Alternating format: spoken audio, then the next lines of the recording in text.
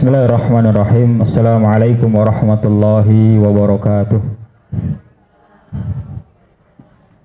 Alhamdulillahi rabbil alamin. Alhamdulillahilladzi hadana li hadza wa ma kunna linahtadiya laula an hadanallah. Wassalatu wassalamu ala asrafil anbiya'i wal mursalin nabiyina Muhammadin wa ala alihi wa ashabihi ajma'in. Allahumma la sahla illa ma ja'altahu sahla wa anta taj'alul hazna idza syi'ta sahla. Allahumma a'izzal islam wal muslimin wa ahlikil kafarata wal musyrikin wal munafikin wa ansarahum adh-dhalimin, amma ba'du. Para hadirin jamaah yang semoga selalu kita mendapatkan rempahan nikmat dan ampunan dari Allah Subhanahu wa taala. Yang kami hormati Ustadz Mas'ud Izul Mujahid hafizahullahu taala, dan para hadirin sekalian yang dirahmati Allah Subhanahu wa taala, kita bersyukur di sore hari ini kita bisa hadir dalam kondisi yang baik. Semoga hadirnya kita ini menjadi tanda bahwasanya Allah menginginkan bagi kita kebaikan di dunia, juga kebaikan di akhirat. Sebagaimana sabda Rasulullah, "Man yuridillahu bihi khairan yufaqihu fiddin." Barang siapa yang Allah inginkan baginya kebaikan, salah satu di antara bentuknya adalah yufaqihu fiddin, akan Allah jadikan ia paham urusan agama. Para hadirin yang dimuliakan Allah Subhanahu wa taala, pada kesempatan di sore hari ini kita akan bersama-sama menyimak pemaparan dari guru kita Ustadz Mas'ud Izul Mujahid terkait dengan gerak dakwah di tengah yang mana ini lebih khusus bagi para muslimah ya. Bagaimana kiprah dakwah muslimah di tengah ummah. Untuk hal itu mari kita buka terlebih dahulu pertemuan kita di sore hari ini dengan bacaan basmalah. Bismillahirrahmanirrahim. Kemudian untuk menyingkat jalannya acara karena sempitnya waktu di sore hari ini, langsung saja kami persilahkan kepada beliau waktu tempat. Fadhil Ustaz. Bismillahirrahmanirrahim. Yang saya muliakan, yang saya hormati para panitia yang telah menyediakan waktu, tempat dan tenaga serta berbagai macam hal yang mendukung pelaksanaan acara ini. Yang saya hormati, yang saya muliakan beliau Ustaz Ibrahim yang telah memoderatori dan telah berkesempatan kepada saya untuk berbagi ilmu atau berbagi pengalaman di hadapan para ummahat, para akhwat yang insyaallah mudah-mudahan diberkahi oleh Allah Subhanahu wa taala. Ini rata-rata akhwat tahun berapa nih? Saya biar gampang mengajak bicara siapa gitu ya. Saya ketika saya berbicara bagaimana peran seorang ummahat, ternyata masih banyak yang muda. Kalau saya berbicara yang masih muda-muda, ternyata banyak yang senior. Jangan bilang tuh Bun ya. Senior mau saya. Baik para umat sekalian yang mudah-mudahan dirahmati Allah Subhanahu wa taala, alhamdulillah. Saya untuk kedua kalinya naik di atas mimbar ini. Dan ini merupakan sebuah kenikmatan tersendiri bagi saya karena saya bisa silaturahim jauh-jauh dari Solo, bisa silaturahim di Brondong ya. Alhamdulillah, mudah-mudahan silaturahim kita ini bernilai kebaikan dunia dan akhirat kita. Salawat dan salam mudah-mudahan tercurahkan kepada baginda Nabi kita Muhammad sallallahu alaihi wasallam, kepada keluarga beliau, sahabat beliau, dan siapa saja yang istiqomah di atas petunjuk Rasulullah sallallahu alaihi wasallam. Kita senantiasa berdoa kepada Allah, mudah-mudahan kita termasuk mereka yang diberi kemampuan untuk bisa istiqomah menapaki petunjuk Nabi kita Muhammad sallallahu alaihi wasallam. Jemaah sekalian, saya mulai dari sebuah pertanyaan yang saya ajukan kepada ibu-ibu sekalian. Satu pertanyaan yang saya ingin ajukan dan saya mencoba untuk mendengarkan jawabannya. Pertanyaannya adalah begini. Menurut ibu-ibu, ustadz dan ustadzah ya, saya yakin sudah banyak sekali mendengarkan kajian, sudah banyak sekali mendengarkan kajian kitab dan lain sebagainya. Pertanyaan saya sebenarnya, apa sebenarnya yang dimiliki oleh Islam sehingga mampu merubah dunia, mampu merubah manusia dari zero to hero, dari nol, minus bahkan ya, Sayyidina Umar bin Khattab radhiyallahu anhu, dari minus preman pasar Bani Ukaz. Kemudian beliau ketika tersibgoh, terdidik dengan nilai-nilai Islam, beliau menjadi manusia yang luar biasa. Sampai Rasulullah Shallallahu Alaihi Wasallam pernah bersabda, "Lau anna nabiyyan ba'di lakana Umar." Andaikan ada nabi sepeninggalanku yang dipilih oleh Allah Subhanahu Wa Taala adalah siapa? Umar bin Khattab radhiyallahu anhu.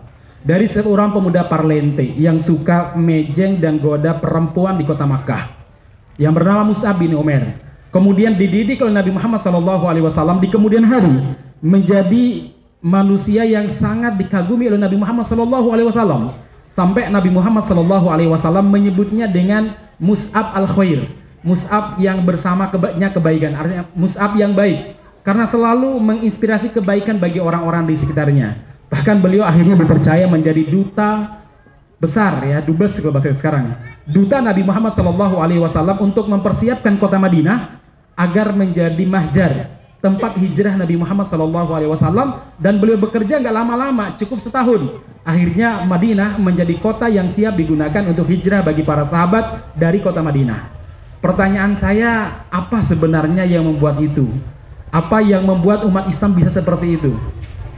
Silakan dari sekelompok sini, maksudnya ini bukan kelompok ya, dari partai sini. Apa Bu jawabannya? Paham pertanyaannya? Apa yang membuat, apa yang ada dalam Islam yang mampu merubah manusia-manusia tadi itu? Sebenarnya dalam Islam itu apanya yang membuat mereka bisa berubah? Dari sini mungkin? Angkat tangan dulu. Ya, Ustazah. Tauhidnya baik, barakallahu fiik. Bagus, boleh juga. Yang lain? Karena itu adalah sebuah ideologi. Begini dulu. Islam sebagai ideologi, dia mempunyai cara mengatasi segala permasalahan dalam kehidupan. Baik, ideologi yang mengatasi segala masalah. Karena Islam mempunyai Al-Quran. Baik. Karena Islam rahmatan lil alamin. Sudah cukup? Memang perempuan tuh kalau mencari alasan paling banyak. Makanya seorang suami itu mati kutu di hadapan istri biasanya. Ya, gimana? Peradaban Islam, baik. Cukup? Dari santri mungkin? Karena Islam merupakan uswatun hasanah. Baik, Islam, ideologi, akidah, tauhid, rahmatan lil alamin, dan lain sebagainya lain. Cukup? Baik. Sebenarnya jawaban ibu-ibu sekalian sudah benar. Sudah benar, tapi kalau bahasa kita kurang tepat saja sebenarnya ya. Karena perempuan tuh nggak pernah salah sih ya. Iya kan ya. Perempuan tuh nggak pernah salah. Salah itu laki-laki ya. Maka saya tuh nggak pernah mengalahkan orang perempuan. Yang saya lakukan adalah apa? Membenarkan aja gitu ya. Baik, masyarakat muslimin yang mudah-mudahan dirahmati Subhanahu wa taala. Semua jawaban semuanya hampir mirip. Karena Al-Quran, karena Tauhid, karena uswatun hasanah, karena rahmatan lil alamin, karena ideologi dan lain sebagainya. Sebenarnya jawaban sama, cuma ada satu kalimat yang tepat. Para ulama menyebutnya dengan mizan. Yaitu apa? Karena Islam punya paradigma, cara melihat sebuah masalah. Islam itu membawa sebuah ilmu, sebuah paradigma, mindset, melihat sebuah masalah. Melihat berbagai macam masalah, maksud saya. Ini namanya apa? Mizan. Al-Mandur al-Islami, kalau bahasanya Said Qutb ya. Yaitu pandangan Islam. Maksud begini jamaah sekalian. Orang itu hidupnya sesuai dengan apa yang dia pikirkan. Bagaimana dia melihat sebuah masalah. Cara orang berbuat, berkata, bersikap, itu tergantung bagaimana dia melihat sebuah masalah. Kadang masalah yang kita miliki sama. Tapi cara kita melihat sebuah masalah itu berbeda, yang menyebabkan orang itu berbeda dalam menyikapinya. Jemaah sekalian, sama-sama punya tetangga yang nakal, tetangga yang usil. Ada orang yang berniat, saya akan pindah, saya nggak betah, kenapa? Tetangganya usil-usil. Tapi ada yang beranggapan bahwa ini adalah tantangan dakwah saya akan tetap di sini dan saya akan mencoba mendakwahinya. Satu masalah, tetangga yang usil, tetangga yang bermasalah, tetapi dalam menyikapi berbeda. Saya berikan contoh. Yang dihadapi oleh malaikat dengan yang dihadapi oleh iblis sama, yaitu perintah dari Allah Subhanahu wa taala untuk sujud kepada Adam alaihissalam. Namun karena cara berbeda melihat sebuah masalah, akhirnya sikap mereka berbeda. Kalau para malaikat fasajadu, mereka sujud tanpa peduli di hadapan kami sujud kepada manusia yang diciptakan dari tanah yang hitam pekat. Sementara iblis tidak mau sujud. Dan efeknya pun berbeda. Kalau malaikat menjadi sebagai makhluk yang muqarrabun, yang sangat dekat dengan Allah Subhanahu wa taala. Iblis karena tidak mau sujud kepada Adam, maka dia menjadi mad'umam madhura, terlaknat dan terjauhkan dari rahmat Allah Subhanahu wa taala. Kenapa mereka berbeda dalam bersikap? Yang satu sujud, yang satu aba wastakbaro wa kana minal kafirin. Enggan, emoh, tidak mau sujud. Apa yang membuat mereka berbeda? Satu, mindset, melihat masalah, cara melihat sebuah masalah, cara melihat kasus. Kalau para malaikat melihat sujudnya mereka kepada Adam alaihissalam itu sebagai ta'atan wa taqarruban ilallah, sebagai bentuk ketaatan kepada Allah dan bentuk taqarrubnya mereka kepada Allah Subhanahu wa taala. Sementara iblis melihat sujudnya kepada Adam alaihissalam sebagai dillan, sebagai bentuk menghinakan diri, wa khudlan, sebagai bentuk menundukkan diri di hadapan Adam. Emoh bagi iblis, masa saya sujud kepada Adam? Maka dia berkata apa? Ana khairum minhu, saya lebih baik daripada Adam. Saya lebih baik daripada Adam. Adam engkau ciptakan dari tanah, sementara saya diciptakan dari api. Dia nggak mau, karena dia melihat sujud kepada Adam alaihissalam sebagai pertaruhan harga diri. Ya. Sementara para malaikat melihat sujudnya mereka kepada Adam sebagai bentuk taat dan taqarrubnya kepada Allah Subhanahu wa taala. Karena berbeda cara melihat sebuah masalah, melahirkan sikap yang berbeda. Kalau para malaikat, oh ini taat kepada Allah, taqarrub kepada Allah Subhanahu wa taala, fasajadu, mereka sujud. Sementara iblis mengatakan, masa saya harus menghinakan diri? Masa saya harus merendahkan diri? Maka abah, enggan, wastakbaro, akhirnya diangkuh. Poinnya adalah apa? Melihat sebuah masalah.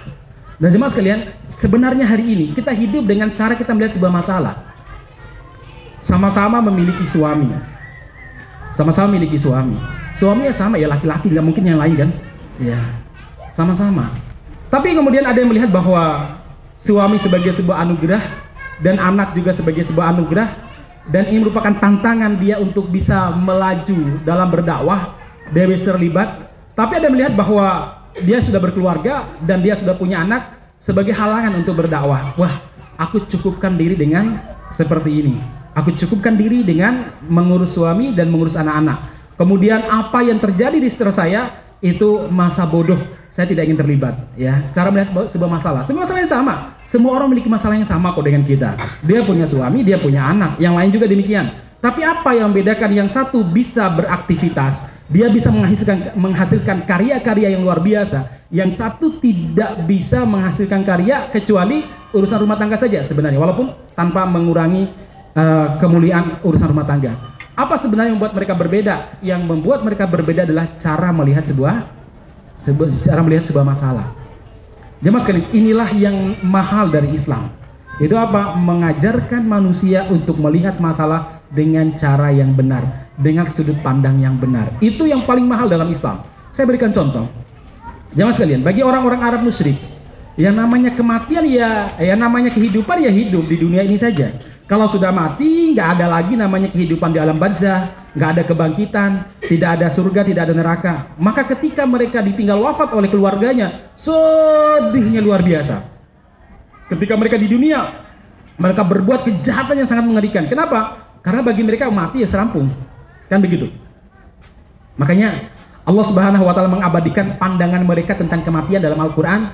In hiya illa hayatuna dunya namutu wa nahya wa ma yuhlikuna illa dahr. Ya kehidupan di dunia.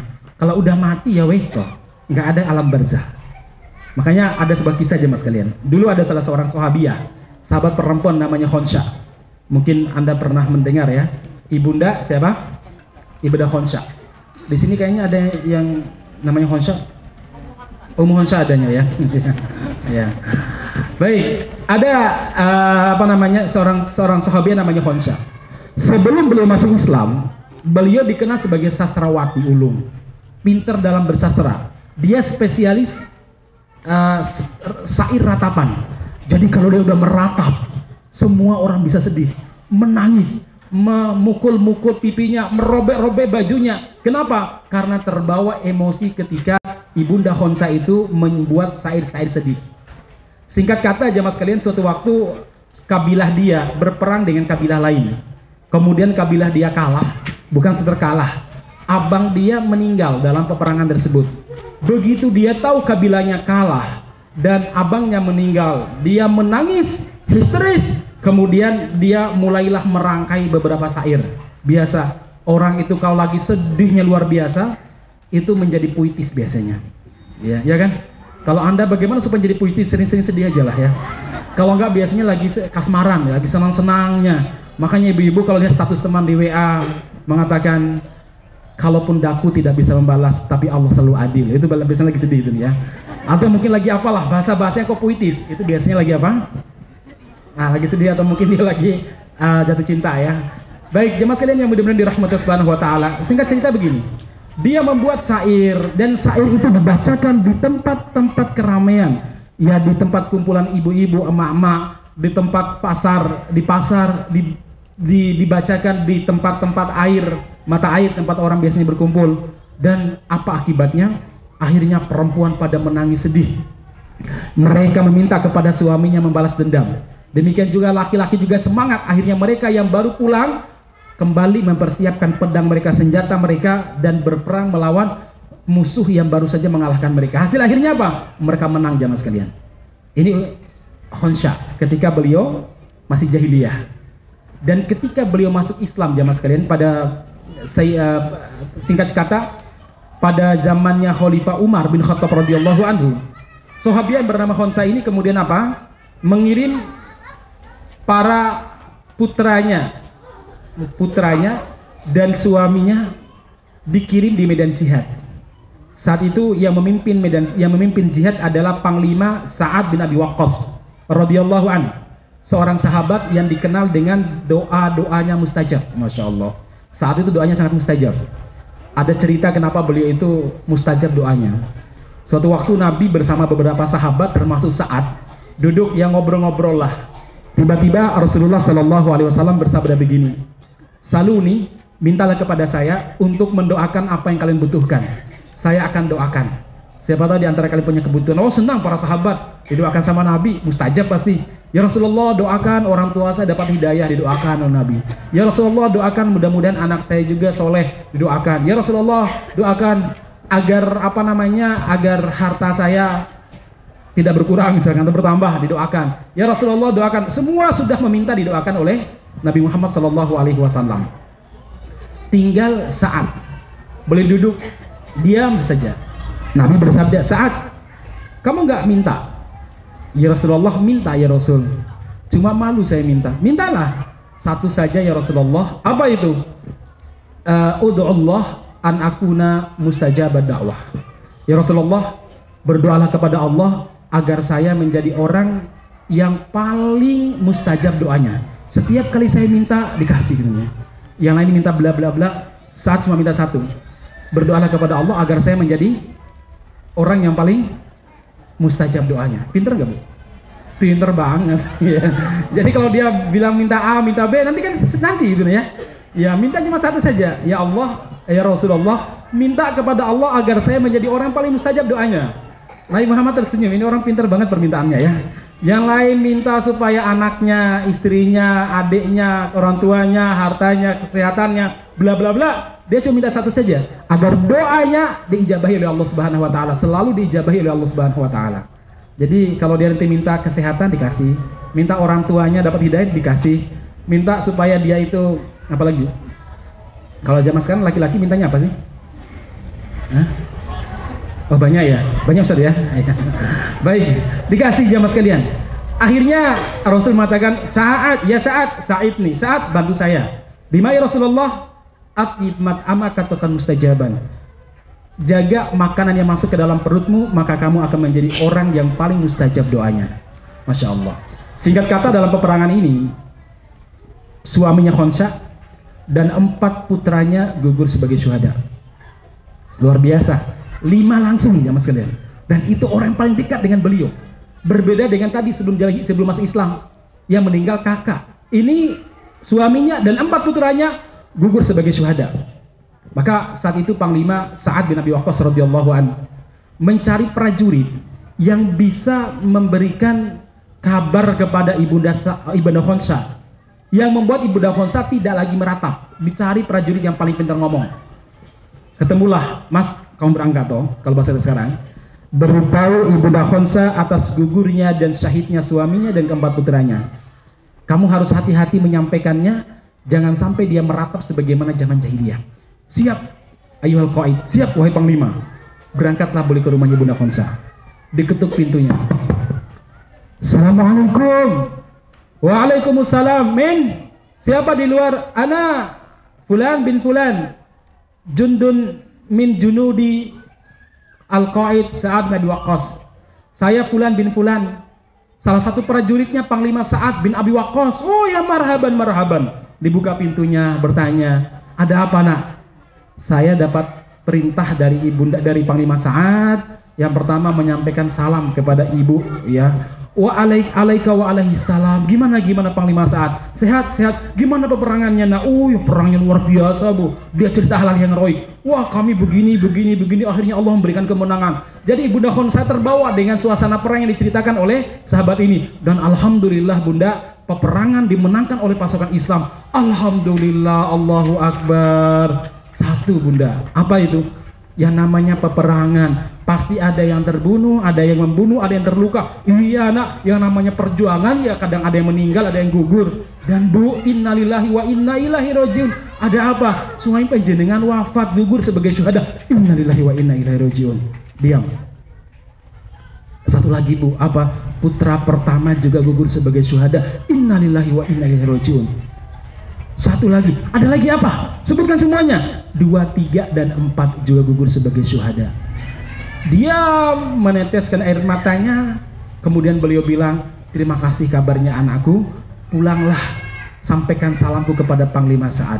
Baik Bu, tapi ibu jangan meratap, jangan khawatir, kamu pulang saja. Pulang beliau. Dan ketika emak-emak di sekitar rumahnya datang untuk takziah. Takziah itu fungsinya apa sih Bu? Takziah itu secara bahasa artinya apa? Melayat, menghibur. Iya, melayat artinya. Tapi tujuannya kan sebenarnya menghibur.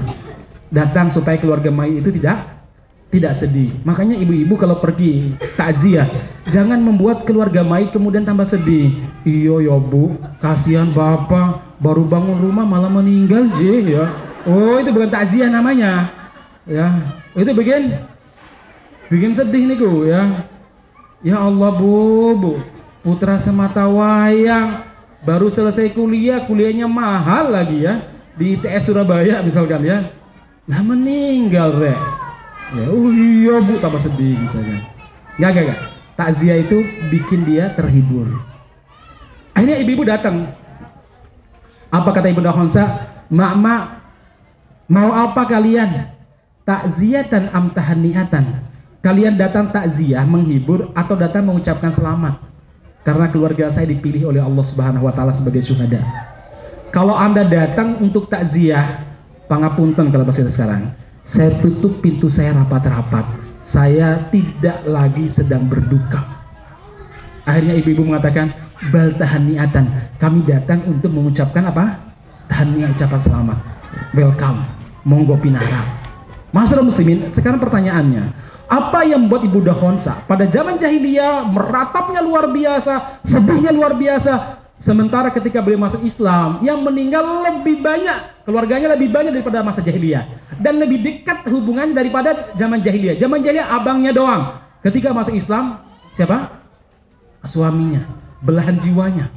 Keempat putranya gugur sebagai syuhada. Apa yang buat beliau berbeda? Satu tadi apa? Cara melihat masalah, mindset, pola pikir. Kalau zaman jahiliyah mati ya selesai. Kalau Islam apa? Rasul mengingatkan, justru kematian awal daripada perjalanan abadi. Apalagi meninggal mati syahid, sebuah kemuliaan yang luar biasa. Maka beliau bangga karena beliau tahu yang namanya orang yang gugur di medan jihad, Allah Subhanahu wa taala berikan 7 keutamaan. Yang pertama, yughfaru lahu fi awwali daf'ati dammi. Darah pertama yang menetes dari badannya menjadi penggugur atas dosa-dosanya. Masya Allah. Yang kedua, dia tidak merasakan sakaratul maut kecuali seperti gigitan semut. Padahal kalau kita lihat orang sakaratul maut, wah abadnya luar biasa. Yang ketiga, aman dari siksa kubur. Yang keempat, aman dari goncangan kiamat. Padahal kiamat disebutkan oleh Allah, yauma yaj'alul wildana syiba. Hari yang membuat bayi bisa beruban. Bukan ibu-ibu aja yang bisa beruban. Kalau ibu-ibu sekarang beruban wajar. Faktor U kata orang sekarang ya. Umur ya. Ini bayi bisa berubah. Yang kelima, itu doa akan diletakkan ala ra'sihi, di atas kepalanya. Apa itu? Yaitu mahkota taj waqar, mahkota kehormatan minal yaquti wal marjan, dari permata yakut dan marjan yang lebih baik daripada dunia dan seisinya. Masya Allah. Ibu-ibu tahu kan dunia seisinya? Dunia itu dan seisinya ya rumah mewah, Pajero, Velvite, Alphard, Lamborghini, itu namanya dunia seisinya. Ya, ini lebih baik daripada dunia seisinya. Yang keenam, dia bisa memberi syafaat kepada untuk 70 anggota keluarganya. Masya Allah. Yang ketujuh, dia akan dinikahkan dengan 72 bidadari. Masya Allah. Wah, mending suamiku nggak sah itu, wae. Nanti sainganku akeh gitu ya. Ibu-ibu jangan pakai logika dunia untuk memahami urusan akhirat. 72 bidadari, nggak ada rasa benci sama sekali. Mereka saling menyayangi, saling menghormati. Karena para bidadari ditakdirkan mereka adalah orang-orang yang penyayang, gak ada kebencian. 99 rahmat diberikan kepada mereka. Mereka adalah orang terbiasa berbagi. Sampai berbagi suami nggak cemburu. Ya, cemburu itu logika dunia sekali lagi. Perasaan dunia. Soalnya kita nggak bisa pakai logika ini. Yang seringnya kita itu tidak disiplin dalam dunia ilmu. Ilmu akhirat, logika yang dipakai logika dunia, ya hancur. Ya, wah sainganku akeh gitu ya. Nggak bisa. Ibarat Nabi pernah bersabda, nanti penduduk surga akan diberi kekuatan 300 laki-laki dalam urusan makan. 100 kekuatan laki-laki dalam urusan makanan dan dalam urusan minuman serta urusan hubungan suami istri. Jadi setiap hari disebutkan seorang laki-laki surga itu makan 300 nampan. Ya kan kalau 3 kali sehari berarti berapa? 3 kali 100. 300 nampan. Dia bisa menghabiskan dari nampan pertama sampai nampan terakhir semuanya enak. Ya. Kenyangnya? Enggak. Ya, semua merasakan kenyamanan. Beda sama kita kayak tadi makan siang. Banyak banget lauknya. Kemudian datang lagi lauk dari wali santri. Wah, udah nggak muat saya bilang. Ya, piring kedua aja sudah nggak enak. Sendokan pertama padahal sama-sama satu piring loh. Antara sendokan pertama sama sendokan kelima udah beda nggak rasanya? Udah beda ya mas kalian. Ini 300 piring dan dia diberikan 300 bejana air minum dengan berbagai macam rasa yang berbeda-beda, dihabiskan semuanya. Kalau pakai logika dunia, hancur itu perut. Kan begitu kan? Sekali lagi, jangan pakai nalar dunia untuk memahami urusan akhirat. Kayak tadi, 72 bidadari, wah cemburu. Enggak ada cemburu. Karena bidadari surga terbiasa berbagi. Makanya ibu-ibu kalau pingin menjadi bidadari surga, terbiasalah berbagi, Bu. Berbagi makanan, ya berbagi apa gitu loh, Bu ya. Jangan memahami yang lain dulu. Kok gak gini sih? Berbagi makanan, Bu, ya. Berbagi minuman dan berbagi macam-macamnya. Baik masyarakat muslimin. Kembali apa sampaikan tadi. Apa yang buat Khonsa berbeda? Mindset. Cara melihat kematian. Dalam Islam banyak ya mas kalian. Dalam Islam banyak. Salah satunya apa? Dulu orang-orang Arab jahiliyah melihat bahwa kemuliaan tergantung nasab. Akhirnya Rasul mengatakan, dibenarkan mindset ini. Apa tuh Nabi? Man batu abihi amaluhu lam yusri bi nasabuhu. Orang yang amalnya sedikit tidak akan diperbanyak gara-gara apa? Gara-gara nasabnya yang tinggi. Enggak. Dulu orang-orang Persia melihat bahwa kemuliaan tergantung pada keturunan. Maka mereka tidak akan mengangkat pemimpin kecuali keturunan raja, keturunan kaisar. Maka Allah pun merubah cara melihat, cara pandang seperti ini. Inna akramakum indallahi atqakum. Bukan begitu. Yang mulia itu orang paling bertakwa. Dulu orang-orang Romawi melihat orang yang paling mulia dan yang mereka muliakan adalah orang yang tampan gagah, orang ganteng dan cantik. Orang-orang Arab, orang-orang Yahudi melihat kemuliaan seseorang dan mereka memuliakan seseorang tergantung pada hartanya. Akhirnya Nabi Muhammad SAW membenarkan mindset seperti ini, cara melihat yang salah. Apa kata beliau? Innallaha la yanzuru ila suwarikum wala ila amwalikum. Allah gak pernah menilai kalian berdasarkan tampang kalian dan berdasarkan harta kalian, tidak. Kalau berdasarkan tampang, mungkin loh ya, orang yang paling apes nasibnya di dunia adalah orang-orang Papua. Mungkin, atau orang-orang Afrika dibandingkan kita. Tapi kita juga dibandingkan orang-orang Timur Tengah, mungkin orang Turki, ya Rodo apes juga kan, begitu masalahnya kan. Kalau rupa itu menjadi paradigma untuk menimbang kebaikan dan kebenaran, mulia tidak mulia seorang, Bilal tidak lebih mulia daripada Abu Lahab. Abu Lahab orang gagah. Nama aslinya kan Abdul Uzza. Abu Lahab itu disebut Abu Lahab karena apa? Wajahnya putih. Jadi kalau kena angin itu seperti memantulkan cahaya. Mirip-mirip dengan Nabi karena satu turunan. Kalau bahasa sekarang namanya glowing banget ya. Maka istrinya bukan wanita sembarang, namanya Ummu Jamil. Ummu Ratu Jamil, kecantikan. Wah. Jadi sebelum ada putri Indonesia Miss Universe, sudah ada namanya Ummu Jamil pada zaman dulu jamaah sekalian. Tampan beliau. Tampan dia kok beliau sih. Bilal. Wow. Yang putih cuma mata sama giginya saja. Tapi Rasulullah mengatakan, ya Bilal, inni sami'tu Qur'ana 'alaika fil jannah. Saya telah mendengar suara terompahmu di surga ya Bilal. Orangnya di dunia, suara terompahnya sudah kedengaran di surga. Abu Lahab, saya selanaron talahab. Orangnya masih di dunia, tapi ancamannya di neraka Datul Lahab. Karena bukan itu kemuliaan itu jamaah sekalian. Kemudian kalau berdasarkan harta, mungkin orang yang paling mulia di dunia ini adalah Qarun. Lebih mulia daripada Musa, lebih mulia daripada Harun. Musa miskin, Harun miskin. Qarun, kaya banget. Sampai saking kayanya di Sedayu Lawas ada orang gali tanah ketemu harta, disebut harta apa? Harta si Qarun coba. Padahal si Qarun itu adanya di mana? Mesir sana loh jamaah sekalian. Saking suki.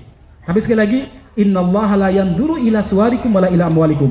Innama yanduru ila qulubikum wa amalikum. Allah menilai kalian berdasarkan apa? Hati kalian dan berdasarkan amal yang kalian berikan kepada Allah Subhanahu wa taala. Ini namanya apa? Mindset. Masih banyak kalau saya berbicara mindset.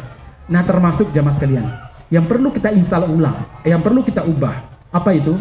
Mendakwahkan Islam, memperjuangkan Islam. Itu bukan tugas seorang laki-laki saja. Bukan juga tugas seorang perempuan sebelum dia itu punya suami. Kalau sebelum suami masih fatayat, semangatnya dakwah ke sana kemari, mabit, kemudian hawakoh sana kemari. Kemudian setelah nikah, libur, pensiun dari dakwah, nggak ada ceritanya ya. Memperjuangkan Islam itu wa'budu rabbaka hatta ya'tiyakal yakin. Sampai kapan? Sampai mati. Baru istilahnya apa? Libur dari memperjuangkan Islam. Nggak ada ceritanya kalau memperjuangkan Islam itu sampai kita usia 50. Kalau sudah usia 50 yang melanjutkan perjuangan kita anak-anak kita, enggak. Justru Nabi Muhammad SAW memimpin peperangan itu usia beliau 55 tahun. Masya Allah. Perang Badar, beliau menaklukkan kota Makkah, usia beliau kurang lebih 61 tahun. Udah sepuh banget ya mas kalian.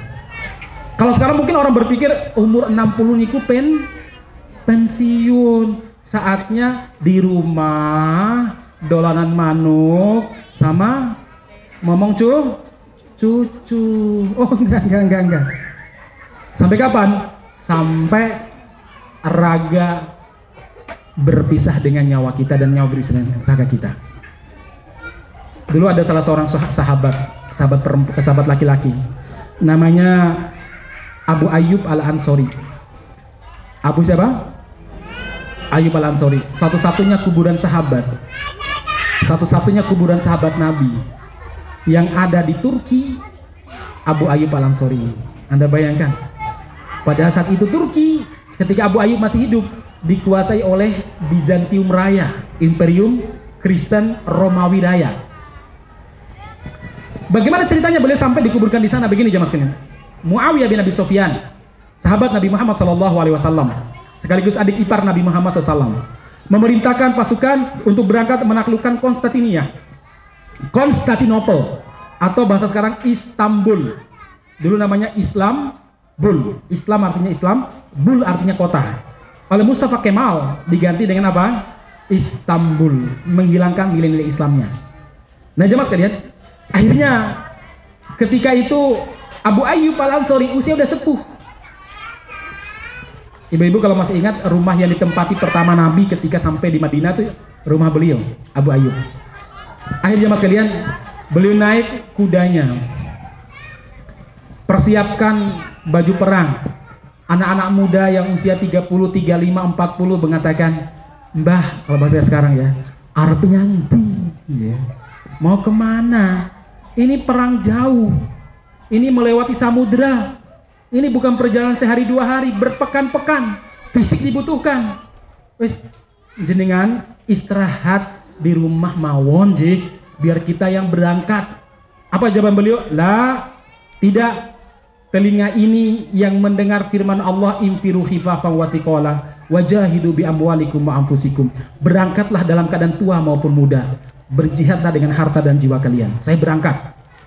Tapi Anda sudah sepuh, udah udur. Enggak, telinga ini yang mendengar sabda Nabi dalam sebuah hadisnya, la tafahunnal Konstantiniyah. Kalian akan menaklukkan ibu kota Konstantin, Istanbul. Fala ni'mal amiru amiruha wa ni'mal jaisu jaisuha. Sebaik-baiknya pasukan adalah pasukan yang terlibat dalam menaklukkannya, dan sebaik-baiknya panglima yang menaklukkannya. Dan saya ingin menjadi bagian daripada pasukan yang terbaik. Usianya 80-an tahun ya mas. Sekarang 80 tahun gimana? Udah stroke. Ya. Makan ikan asap udah nggak berani. Padahal itu ciri khasnya sedai lawas misalkan ya. Iya, saya itu begitu datang ke sini teman-teman tahu saya ke sini. Ustaz, jangan lupa ya ikan bakarnya. Waduh, kapan belanjanya? Sudah mati saya. Saya bukan pergi wisata ya, saya pergi ngisi pengajian ya. Nah jemaah sekalian, usia 80 tahun, singkat kata harus menyeberangi laut. Abu Ayyub sudah sakit, sudah menggigil di tengah laut karena fisiknya udah tua. Jemaah sekalian, ketika beliau merasa ajalnya sudah dekat di tengah laut, apa kata beliau kepada yang muda-muda? Mas, kalau aku nanti meninggal di laut, tolong jangan kuburkan saya di laut. Kan boleh kan mengkuburkan mayat di laut, kalau khawatir tidak menemukan daratan, nanti mayatnya membusuk. Tapi kuburkanlah saya di bawah benteng Konstantin. Bawa mayat saya, ikat di kuda saya. Baik, wahai sahabi, para sahabat hormat kepada sahabat Nabi, keluarga Nabi. Singkat kata jemaah sekalian, beliau meninggal betul. Akhirnya mayatnya dibungkus dengan kain kafan, diletakkan di kudanya, naiklah mereka daratan. Terjadilah perang. Udah satu perangannya. Orang-orang Romawi betul-betul mereka ketakutan luar biasa. Mereka betul-betul merasa keanehannya luar biasa. Apa kata mereka? Jangan orang ke Islam, jangankan yang hidup, mayat tuh ikut perang katanya mereka. Yang pada akhirnya boleh dikuburkan di Turki. Dikuburkan di Turki. Masya Allah. Jadi kalau ibu-ibu suatu waktu mungkin umroh kelas Turki, bolehlah gabung sama saya juga boleh. Umroh kelas Turki, mungkin ya kalau iseng-iseng mungkin ya lihatlah kuburan beliau. Ziarah bukan untuk tawasul ya, ziarah untuk mengingat sejarah beliau. Luar biasa. Jadi sampai kapan kita ini berjuang ibu sekalian? Hatta zurtumul maqabir. Sampai kita masuk ke liang lahat, baru namanya pensiun dari dakwah. Bahkan Rasul pernah bersabda, la yasba'ul mu'min minal khair. La yasba'ul mu'min minal khairi hatta muntahal jannah.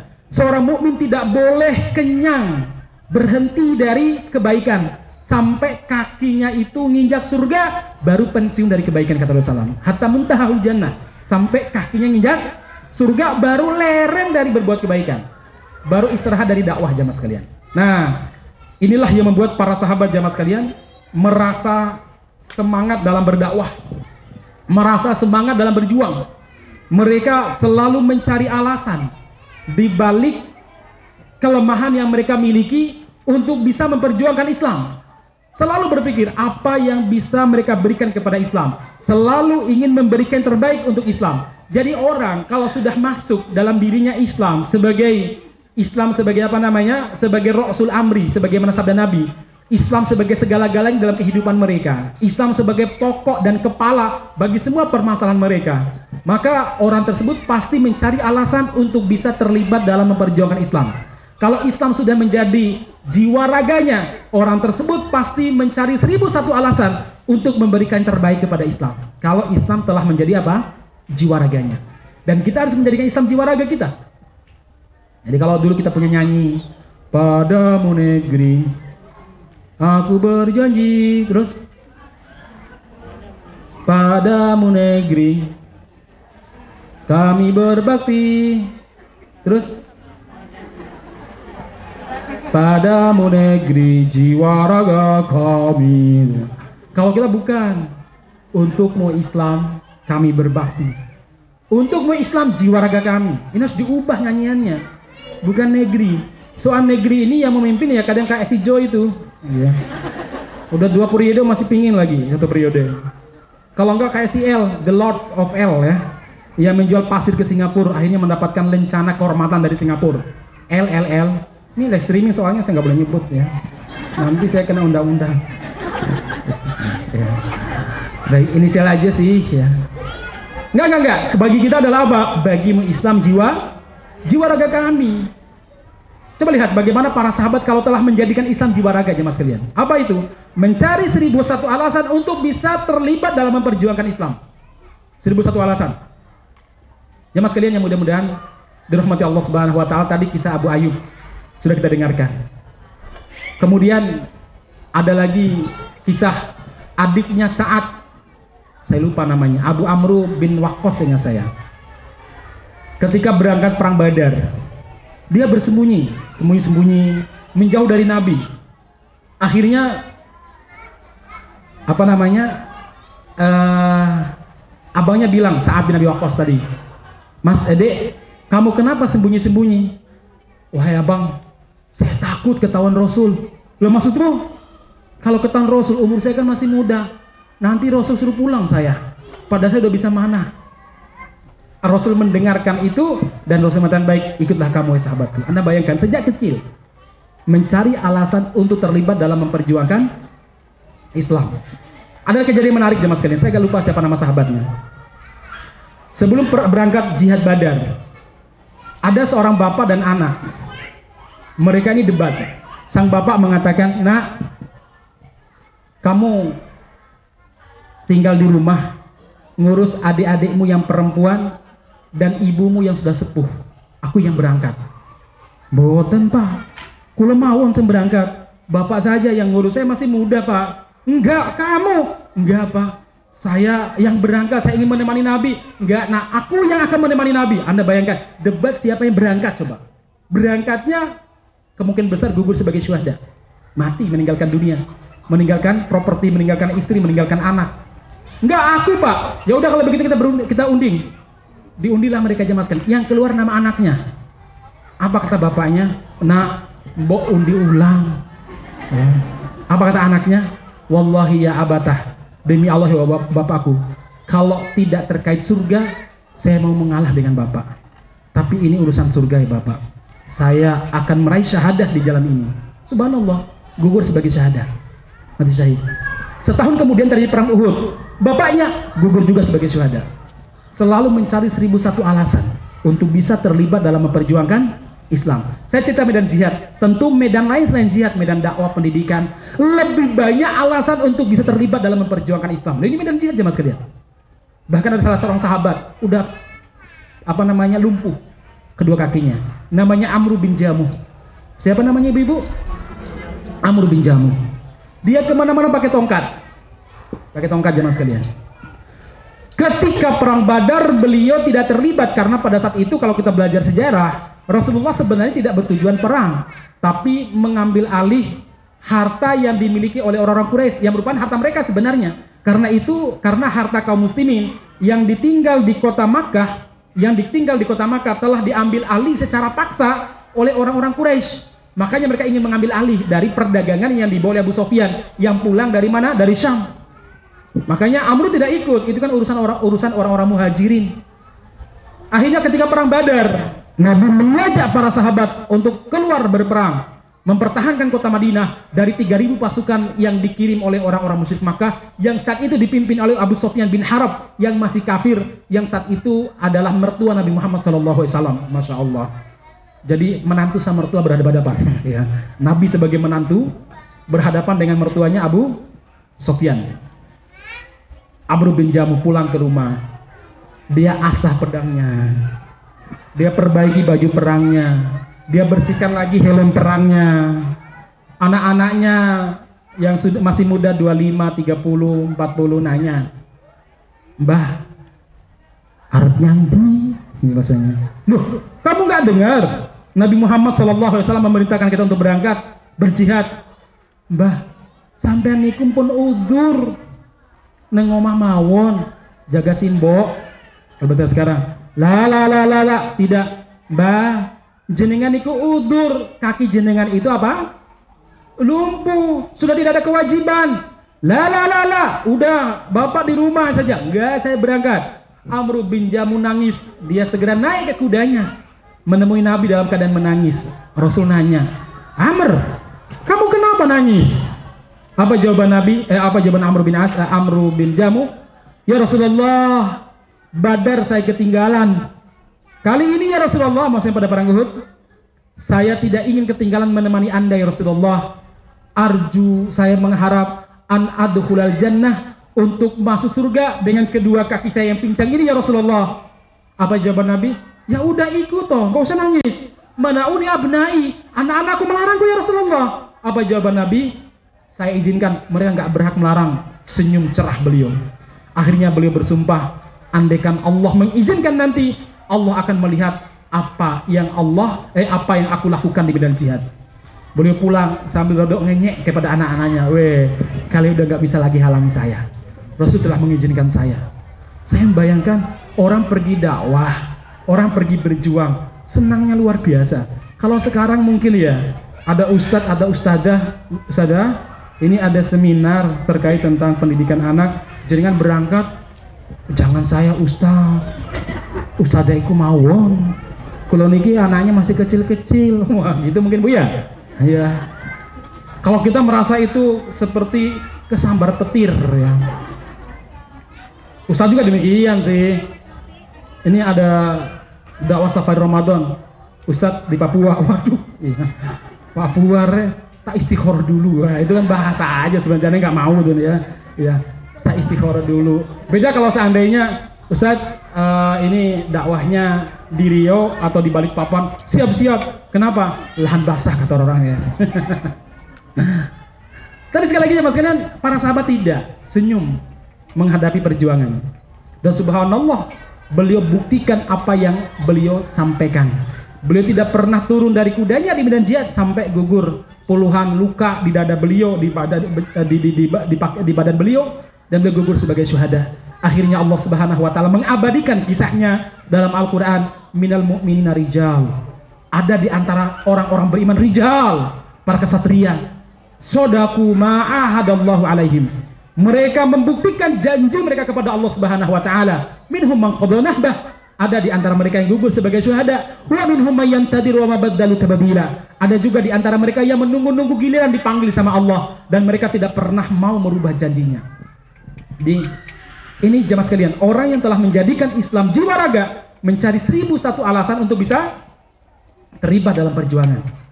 Orang yang telah menjadikan Islam sebagai roh jiwa raganya apa? Dia akan memberikan yang terbaik kepada Islam, bukan tenaga sisa. Wis nunggu anu wae lah, kena pengajian ya mbok sore-sore wae pas longgar niku loh ya. Pengajian kok pas hari kerja ya. Enggak. Yang terbaik, waktu yang terbaik ya. Waktu yang terbaik jemaah sekalian. Tenaga terbaik, bukan tenaga sisa dan waktu sisa. Terus nunggu anu wae lah, rodok besar anak-anak baru bisa serius ngaji. Oh, nggak bisa.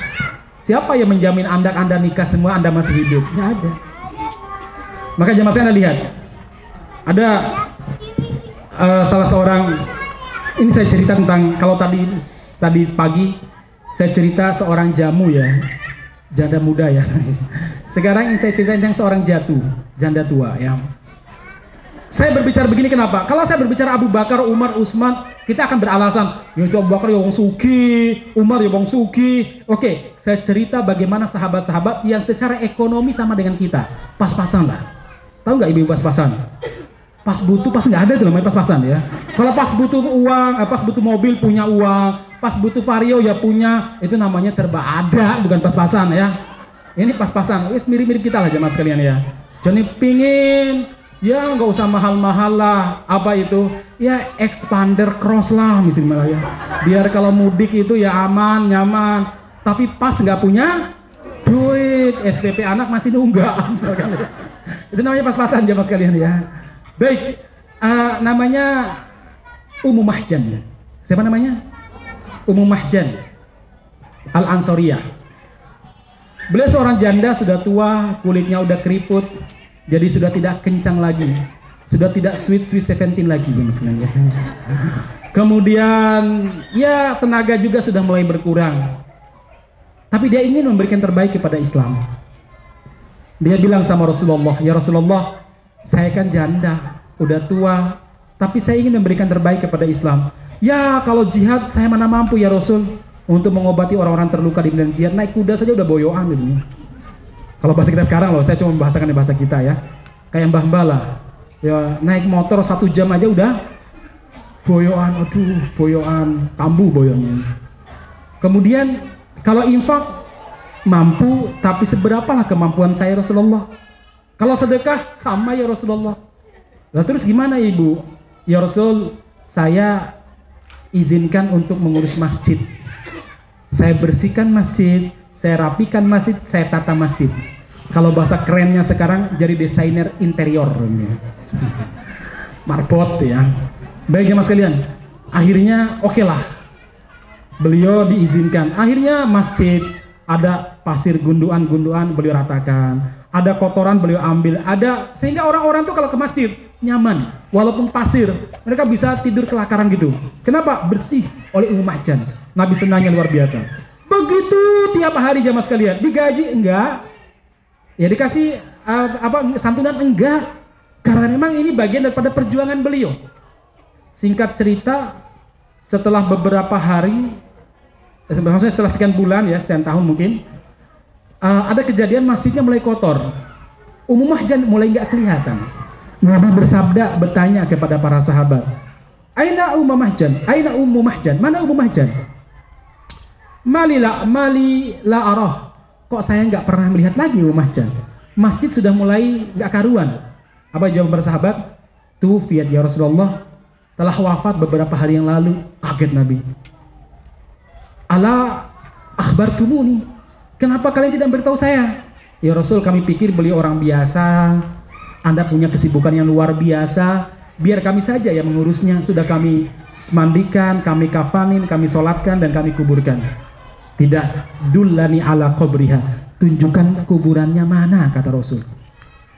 Rasul datang ke kuburannya, setelah dikubur sekian hari, beliau sholat 2 rakaat, maksudnya sholat jenazah 2 rakaat, padahal sudah disolatkan. Itu menunjukkan bahwa beliau adalah orang yang paling berjasa kepada Islam, orang yang sangat berjasa kepada Islam. Padahal kalau sudah disolatkan, ngapain sholat kan begituan? Tapi karena berjasa, beliau sholatkan lagi jemaah sekalian.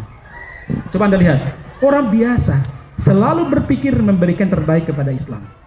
Ini poin yang kedua yang disampaikan kepada ibu sekalian.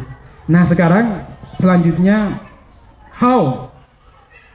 bagaimana supaya kita ini bisa berjuang dan memenangkan Islam? Karena tugas utama kita sebenarnya bukan sekedar menjadi muslim, tapi liyudhhirahu 'ala dini kullih, agar kita memenangkan Islam di atas semua ideologi. Tugas kita bukan sekedar menjadi muslim. Kalau sekedar menjadi muslim, tidak akan ada nama Salahuddin Al-Ayyubi, tidak akan ada Imam Syafi'i, tidak akan ada Imam Ahmad, tidak akan ada Muhammad Al-Fatih. Tapi tugas kita adalah memperjuangkan dan memenangkan Islam. Bagaimana jemaah sekalian? Nah di sini saya ingin menyampaikan beberapa prinsip-prinsip dan karakter yang kita miliki. Yang pertama jemaah sekalian, seorang muslim ketika dia memperjuangkan Islam, dia harus memiliki cita-cita yang tinggi. Gak boleh sekedar sepenting anakku nanti lulus pondok, kerja opo terserah. Bukan berarti gak boleh begitu, tapi gak nyunah. Karena Rasul mengajarkan kalau bercita-cita sekalian yang tinggi. Saya kalau ngobrol sama anak saya, Bang, kalau besar mau jadi apa? Aku mau jadi mau jadi pilot. Gak bagus. Kenapa? Kamu harus bercita menjadi pemilik pesawat. Kalau pilih mah nggak punya, saya bilang ya. Dia kalau diusir udah nggak bisa apa-apa, dipecat nanti. Iya tuh Bi, iya. Ya udah kalau begitu aku sekalian punya negara Bi ya. Ah bagus tuh ya. Jadi perlu itu hal ya, walaupun suasana Gojek tapi menanamkan cara memandang masalah. Ya, cara memandang masalah. Kadang ada adenya, kalau besar jadi apa? Kayak Umi Bi. Apa? Dokter. Nggak enak sebenarnya. Kenapa? Jadi punya rumah sakit. Kamu nanti punya banyak dokter. Selain dokter jadi punya banyak dokter juga. Iya tuh Bi. Oh ini. Ya udah Bi, ya. Nanti aku ya, pengen punya rumah sakit Bi ya. Jadi kita itu mengajarkan anak-anak apa? Hal-hal yang tinggi. Rasulullah tuh pernah mengatakan, "Idza sa'altumullaha fas'alil firdausal a'la fa innaha awsatul jannah." Kalau minta sama Allah, sekalian yang firdaus, yang tinggi, surga firdaus. Kenapa? Karena surga firdaus surga yang paling tinggi. Jadi kalau meleset ya minimal di jannatul ma'walah ya, atau mungkin jannatun na'im lah jamaah sekalian, kan begitu. Ibarat kita anak adik-adik misalkan ingin juara 1, melesetnya paling juara 3 gitu loh maksudnya ya. Daripada cita-cita yang penting 10 besar, melesetnya urutan ke-15 malahan. Padahal santrinya satu kelas cuma 15, kan gak enak banget ya. Jadi sekalian jamaah sekalian ya. Yang tinggi sekalian kalau kita bercita-cita. Rasul pernah bersabda, "Innallaha yuhibbu ma'aliyal umur wa yakrahu safsafaha." Allah mencintai yang tinggi-tinggi dan Allah benci yang rendah-rendah. Ya kalau kita bisa terlibat, saya ingin memperjuangkan Islam. Ayo dengan cara apa? Misalkan lembaga pendidikan serius. Lembaga pendidikan yang betul-betul bertujuan begini-begini. Jangan separuh-separuh. Maka dalam poin kedua yang saya sampaikan adalah apa? Kalau dalam memperjuangkan Islam harus totalitas, tidak boleh separuh jiwa. Setengah jiwa itu nggak bagus. Ibu-ibu kalau dicintai sama suaminya separuh jiwanya senang nggak Bu? Separuh untuk yang lain. Padahal cinta itu nggak begitu kok ya. Cinta itu nggak kayak kue gitu ya. Kalau ada yang lain berarti kita dapat sekian. Enggak. Yang namanya cinta itu pasti ketemu sama itu ya penuh, walaupun yang lain ada gitu ya. Walaupun dia mencintai ibunya tetap sama istrinya sama 100% kan begitu ya.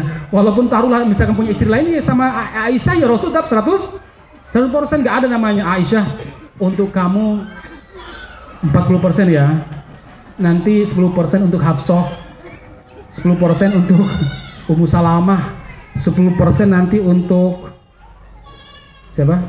Juwairiyah misalkan. Enggak aja mas kalian. Totalitas. Enggak, bukan urusan cinta ya. Mau saya, kita dalam urusan cinta aja walaupun salah logika kita nggak mau kok separuh. Harus totalitas. Nabi Muhammad pernah bersabda dalam sebuah hadis. Saya bacakan ya karena saya kurang hafal hadisnya. Ka'ish Abdul Dinar wa Abdul Dirham wa Abdul Khamisah in u'tiya radiya wa illam yu'ta sakhita ta'isa wa antakasa tuba li abdin akhidu bi inal farosi fisabilillah asyara ra'sahu mudbarran qadamah in kana fil hirasa kana fil hirasah wa in kana fis saqa kana fis saqa isni sta'dana lam yu'dan lahu wa in syaffa lam yusyaffa. Kata Nabi, bergembiralah bagi seorang hamba, seorang pejuang yang mengambil tali kekang kudanya, berjuang di jalan Allah Subhanahu wa taala. Kalau ibarat kita sekarang, kita terlibat dalam dunia dakwah. Kalau dia ditempatkan di bagian penjaga saja, jaga di belakang gitu dia, bagian dapur, jaga perut, dia fokus. Kalau dia tugasnya di dapur, ya fokus di dapur. Wa in kana fis saqa, kalau dia di medan jihad berhadapan dengan musuh, dia fokus. Maksudnya begini ya mas kalian. Kita itu kalau ditempatkan, Ustazah, jenengan iku dianu ya, tugasnya apa namanya, sebagai nerima tamu ya, fokus di situ. Jangan kemudian cawe-cawe urusan dapur gitu. Jangan cawe-cawe urusan snack, udah ada bagian konsumsinya. Ya, akhirnya nanti di sini yang nggak fokus, di sana bikin ricuh. Ya. Jangan. Ingkana fi rosa, ingkana fi rosa, wa ingkana fi saqana fi saqah. Karena bagi dia, apapun posisi dia, selama dalam bingkai amal jama'i, amal bersama, dalam sebuah jamaah ataupun sebuah organisasi dakwah, walaupun dia cuma penerima tamu, Yang satu tilawatul Quran, yang satu menyediakan snack, dia dapat pahala seluruhnya. Kenapa? Karena ini amal jama'i, bukan amal pribadi, individu. Ini seorang muslim. Ya, ini prinsip yang kedua jamaah sekalian. Ya. Prinsip yang terakhir, karena apa namanya? Karena sudah waktunya sudah terdengar adzan, baca Al-Quran, yaitu pantang menyalahkan kondisi. Ini diantara pantangan orang-orang yang berjuang itu apa? Pantang menyalahkan kondisi. Wah, sih kita soalnya belum punya gedung. Enggak. Rasul pernah bersabda dalam sebuah hadis, yu'dini ibna Adam yasubbud dahra wa ana dahru. Anak-anak Adam menyakitiku, kata Allah. Anak-anak Adam menyakitiku. Dengan cara apa? Yasubbud dahra, mencela masa, mencela waktu, mencela kondisi. Padahal aku adalah masa, maksudnya aku yang menciptakan kondisi. Artinya apa? Allah melihat di antara bentuk orang-orang yang tidak akan berhasil adalah apa? Suka mencela kondisi, suka menyalahkan kondisi dan keadaan. Dan ini termasuk perbuatan buruk ya mas kalian. Nah, ma'asyiral muslimin yang mudah-mudahan dirahmati Allah Subhanahu wa taala. Saya kira itu perlu sampaikan, masih banyak tapi sekali lagi ya itu ya saya kemana-mana bicaranya, mudah-mudahan ibu-ibu bisa merangkai, mbak-mbak bisa merangkai apa yang saya bicarakan tadi sehingga menjadi sebuah semangat yang baru, sebuah paradigma dalam memperjuangkan Islam, terutama yang ada di Lamongan. Ada istilah yang populer di kalangan para aktivis adalah apa? Think globality, act locally katanya. Berpikir global memenangkan Islam dunia, tapi aksinya apa yang bisa kita, what we can we do, ya, yang bisa dilaksanakan sekali udah kita laksanakan. Itu namanya think globality, act locally. Aksinya lokal saja, aksinya walaupun lokal di mana, Lamongan, di Paciran atau apa, di Brondong, tapi tujuan kita tinggi, memenangkan Islam. Itu namanya think globality, act locally. Berpikir global walaupun aksinya sekedar lokal. Demikian, jazakallahu khairan, barakallahu fikum. Waktu saya serahkan kepada beliau, Ustadz Ibrahim. Masya Allah, jazakumullah atas penyampaiannya, luar biasa sekali ya. Sebenarnya saya juga pengen dilanjutkan gitu ya, karena waktu sudah menunjukkan dekatnya waktu maghrib, dekatnya azan maghrib sekitar 17 menit lagi. Maka sebelum kita akhiri ada sesi tanya jawab satu orang jika ada bertanya. Mungkin ada hal-hal yang perlu diperjelas lagi. Tidak ada pertanyaan? Nah. Tidak ada pertanyaan? Jadi sudah paham semua, alhamdulillah. Mungkin sebagai closing statement Ustaz, mungkin juga sebagai pertanyaan dari saya sendiri, yaitu mungkin jawaban singkat tentang cara install paradigma Islam ini seperti apa gitu, karena tadi kita sudah mendapatkan banyak sekali hal-hal tentang urgensi paradigma itu, tapi bagaimana cara install ulangnya kan gitu. Seperti itu penting juga untuk kita pahami agar bisa kita jalankan. Barakallahu fikum. Mungkin itu pertanyaan sekaligus sebagai closing statement. Bagaimana kita menginstal ulang atau menanamkan paradigma Islam dalam kehidupan kita. Tadi saya bilang ibu-ibu, kalau dari Al-Fatihah sampai An-Nas kita renungkan, semuanya berbicara paradigma. Bagaimana kita melihat sebuah masalah. Dulu orang-orang Arab melihat Tuhan yang banyak itu bagus, karena banyak yang dimintai tolong. Lata nggak bisa lari ke Uzza nggak bisa lari ke Manat. Tapi Allah Subhanahu Wa Taala membuat cara pandang baru. Apa tahu Subhanahu Wa Taala? Ailahum mutafarriqatun. Apakah Tuhan yang berbilang, yang kekuasaannya terbagi-bagi? Khairun amillahil wahidul qahar? Ataukah Allah yang satu, yang kekuasaannya absolut, tidak ada yang mampu menyamainya? Logika mengatakan Tuhan yang satu lebih baik, sebagaimana istri satu kadang ya, suami satu lebih baik daripada suami banyak, kan begitu. Jadi kalau saya nggak bisa berbahasa kebalikannya, nggak bagus ya. Baik, saya menggambarkan begitu. Ya, jadi logika dibalik. Ya. Ketika mereka melihat Tuhan yang banyak lebih bagus karena banyak dimintai tolong, enggak. Tuhan yang satu lebih baik. Qul huwallahu ahad, Allahus samad. Bagaimana caranya mas kalian? Yang pertama, memang kita harus sering berinteraksi dengan Al-Quran. Kita berinteraksi dengan Al-Quran, berinteraksi dengan sirah. Karena sirah itu sebaik-baik tafsir bagi Al-Quran. Nggak ada tafsiran yang paling baik bagi Al-Quran kecuali sirah, baik sirah Rasulullah maupun sirah para sahabat. Ini yang kedua ya. Al-Quran sering kita tadaburi. Yang kedua sirah. Yang berikutnya apa jamaah sekalian? Pengalaman dakwah, bacaan kita. Karena banyak orang baca ayat tapi beda cara memahaminya. Kenapa? Karena pengalamannya yang berbeda. Ya. Kalau saya membaca firman Allah Subhanahu wa taala, alhamdulillahirabbil alamin. Dengan seorang santri yang baru lulus KMI membaca alhamdulillahirabbil alamin, mungkin cara melihat masalahnya beda. Dia akan menafsirkan Allah itu yang berkuasa, memiliki alam semesta, betul. Tapi kalau saya lebih daripada itu. Di sini Allah mendefinisikan kekuasaannya. Allah ingin menunjukkan kekuasaan di hadapan hamba-hambanya di setiap kali kita sholat. Maka nanti Allah mengatakan iyyaka na'budu wa iyyaka nasta'in. Kenapa? Karena Allah telah mendefinisikan dirinya Rabbil Alamin, Ar-Rahmanir Rahim. Allah itu kaya, Allah itu pemurah. Jadi kalau Anda minta bantuan, mintalah kepada yang kaya, yang punya kemampuan, dan yang dermawan. Dan Allah definisikan dirinya, Allah Maha Dermawan dan Allah itu Maha Mampu. Nah, sudut pandang jemaah sekalian. Karena pengalaman berinteraksi, pengalaman mendengarkan kajian-kajian itu sangat penting. Karena itu semua akan mempengaruhi paradigma kita. Saya kira itu ya. Dan hari ini masya Allah luar biasa ya. Banyak majelis-majelis taklim, kalau nggak online, offline lah ya. Tapi saya sarankan prioritaskan online, offline, jangan online. Kenapa? Online itu saya paling curiga sama ibu-ibu. Paling mampu bertahan paling 1 menit. Skip, ganti meneh. Skip, ganti meneh. Kajian setengah jam itu selesai ditonton 1 menit. Ya. Itu belum notifikasi WA-nya ya. Belum notifikasi Facebook maupun Instagram ya. Baik, demikian kiranya saya kembali kepada beliau Ibrahim. Alhamdulillah jazakallahu atas jawabannya. Jadi para hadirin ibu sekalian yang dirahmati Allah Subhanahu wa taala, karena waktu sudah menunjukkan dekatnya azan maghrib, mari kita akhiri perjumpaan kita di sore hari ini dengan hamdalah dan kifaratul majlis. Alhamdulillahirabbil alamin, subhanakallahumma bihamdika asyhadu an la ilaha illa anta astaghfiruka wa atubu ilaik.